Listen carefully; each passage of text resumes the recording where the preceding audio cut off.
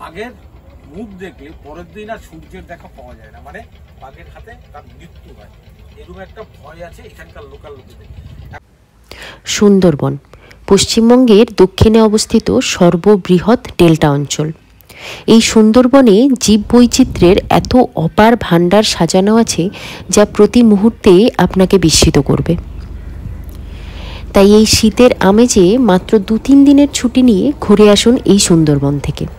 কিভাবে যাবেন, ট্রেনে করে কত দূরই বা যাবেন, বা ডাইরেক্ট কলকাতা টু কলকাতা সুন্দরবনের ট্যুর প্যাকেজের কত খরচা পড়বে, কিভাবে বুকিং করবেন, সাথে কি কি দেখবেন, খাওয়া দাওয়া থাকা, এই সমস্ত নিয়ে থাকবে আজকের ভিডিও। তাহলে চলুন শুরু করি।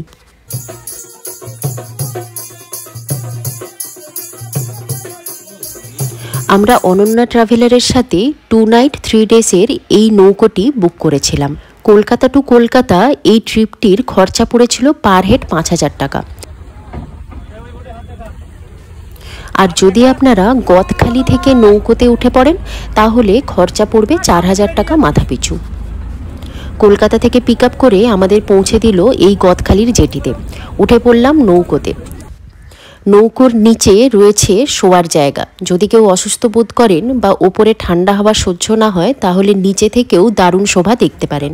আমরা যেখানে দূরাত থাকবো, আমাদের একটা ছোট মাটির বাড়ি আছে, এই মাটির বাড়িতে আমরা দূরাত থাকবো, সেটা কিন্তু একেবারে কোর এলাকা। তার কারণ হচ্ছে যে আপনি যেখানে থাকবেন সেখানে মধ্যে একটা নদী আছে, উপরটা ইনি হলেন আমাদের ট্রিপের ম্যানেজার কাম ট্যুর গাইড। পৌঁছতে পারি আমরা, বা কোনো কারণে নদী ক্রস করছে, বা ধরুন আপনার ভাটাতে এই যে চরগুলো জেগে উঠেছে সেইখানে যদি কোনো কারণে বাঘে যে কাঁচা মাংস খায়, মাংস খাওয়ার পরে তার দেহে একটা হিট তৈরি হয়, সেই জন্য নদীতে এসে নেমে বসে থাকে। সেরকম একটা সময় যদি আমরা পৌঁছতে পারি আমরা কিন্তু বাঘের দেখা পাবো। এই সুন্দরবন কিন্তু শুধু রয়্যাল বেঙ্গল টাইগারের জন্যই বিখ্যাত নয়। এখানে এমন অনেক প্রজাতির পশু পাখি পাওয়া যায় যা দেশের অন্য কোথাও হয়তো পাওয়া যাবে না। এছাড়া এই শীতকালে এই অঞ্চলে এমন কিছু পাখি আসে যেগুলি বছরের অন্যান্য সময়ে দেখতে পাওয়া যায় না।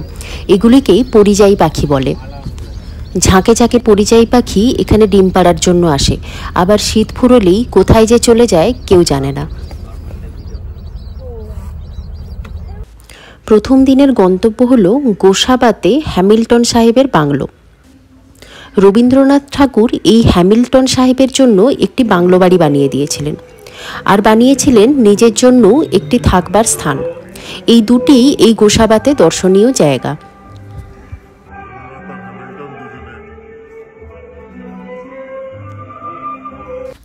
তাই প্রথম দিনের ভ্রমণে থাকে বেকন বাংলো, হ্যামিল্টন এবং রবীন্দ্রনাথের বাংলো, আর বিভিন্ন রকম পরিযায়ী পাখির দর্শন।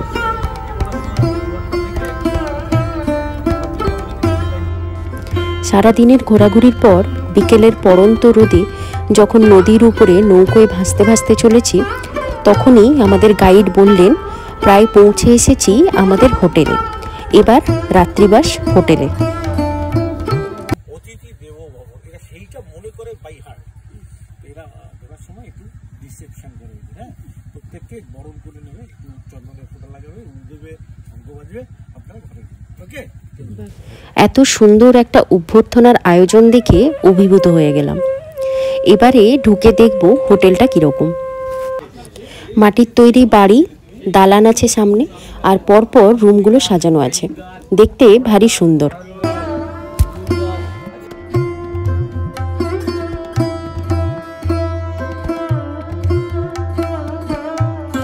বিকেলবেলা হোটেলে একটু ফ্রেশ হয়ে বেরিয়ে পড়লাম গ্রাম পরিদর্শন করতে।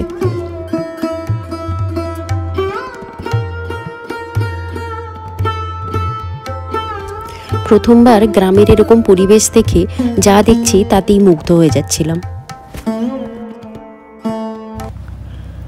সেকেন্ড ডেতে সকালবেলা 8টা সাড়ে 8টার মধ্যে রেডি হয়ে বেরিয়ে পড়লাম।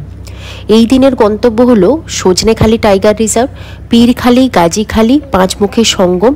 এই সমস্ত ওয়াচ টাওয়ারগুলো দেখবার জন্য আলাদা করে পারমিশনের ব্যবস্থা করতে হয়, কিন্তু আমরা যেহেতু ট্যুর প্যাকেজের মধ্যে যাচ্ছি তাই এই সমস্ত পারমিশন বা পারমিট করার দায়িত্ব থাকে ট্যুর গাইডের বা ট্যুরের ম্যানেজারের।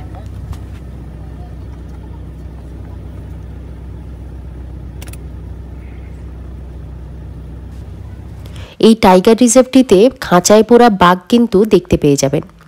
এই বাঘগুলোকে জঙ্গল থেকে ধরে আনা হয় বিভিন্ন অসুস্থ অবস্থায় বা ট্রিটমেন্টের জন্য, আবার সুস্থ হওয়ার পর জঙ্গলে ছেড়ে দেওয়া হয়। এছাড়া কুমির, টার্টেল, হরিণ এসবও এখানে রাখা আছে। সারাদিনের ঘোরাঘুরির পর সন্ধেবেলা নাচ গানের আসর বসলো।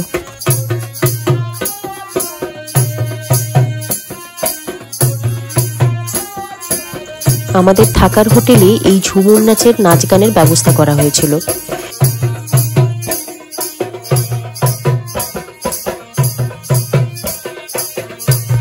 নাচ গান এনজয় করতে করতে সন্ধেটা বেশ ভালোই কেটে গেল।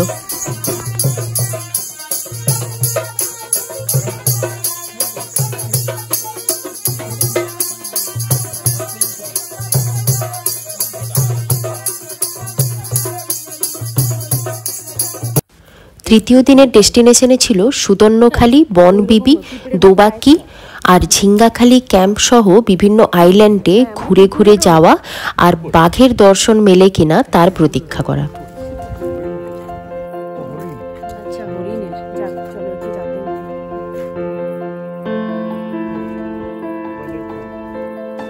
এখন সুদর্ণখালির ওয়াচ টাওয়ারে যাচ্ছি আর নিচে দেখতে পাচ্ছি রিজার্ভ ফরেস্ট। একটু এগোতেই চোখে পড়ল বনবিবির মন্দির।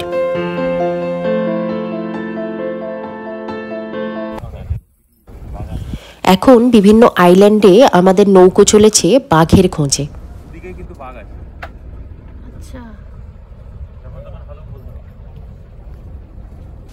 তবে থার্ড ডেতে আকাশ পুরো মেঘাচ্ছন্ন আর কুয়াশায় ঘেরা ছিল।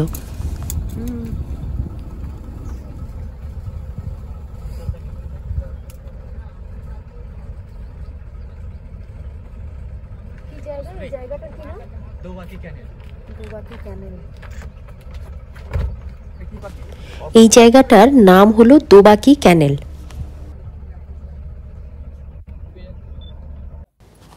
অনেকক্ষণ যাওয়ার পর বাঘের দর্শন না হলেও কতগুলো বাঁদর দেখে বেশ ভালো লাগলো। জঙ্গলের মধ্যে কিছু তো পশু দেখতে পেলাম।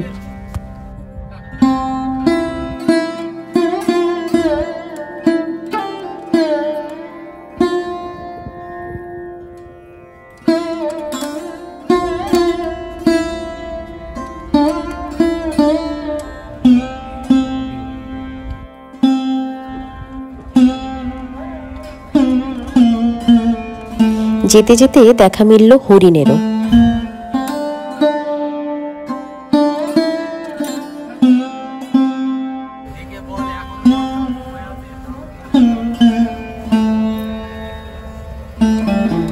সুন্দরবনে প্রকৃতির আলাদাই একটা নজর কাড়া রূপ রয়েছে। নদীর উপর ভাসতে ভাসতে এই রূপ দেখে মুগ্ধতায় হারিয়ে যাচ্ছিলাম। গাইডের কাছে শুনলাম এই জায়গাতে নতুন একটি আইল্যান্ড দেখা দিচ্ছে।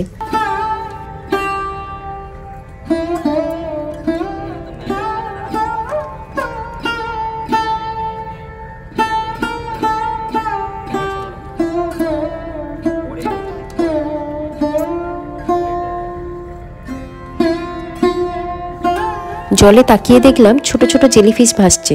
ক্যামেরাতে ভালো করে বন্দি করা না গেলেও আপনারা খালি চোখে অবশ্যই দেখতে পাবেন।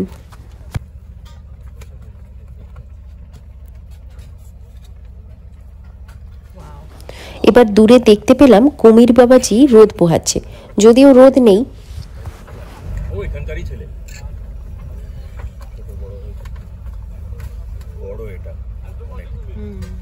পেট ভারী হয়ে রে, বেশ বড় সাইজ আছে।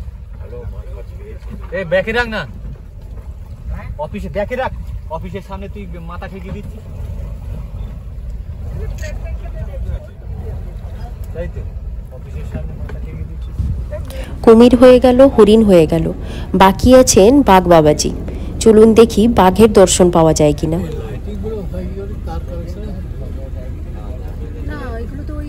রোডে যেরকম রেড ইন্ডিকেশন থাকে না, লাইট পড়লে একটু চলাচল করবে, সেই টাইপের কিছু।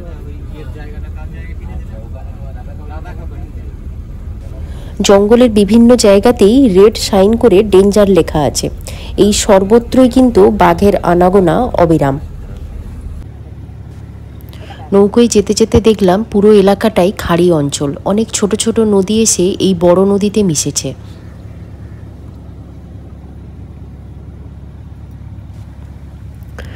বিভিন্ন প্রজাতির অজানা পাখির দর্শন মিলল এ যাত্রায়।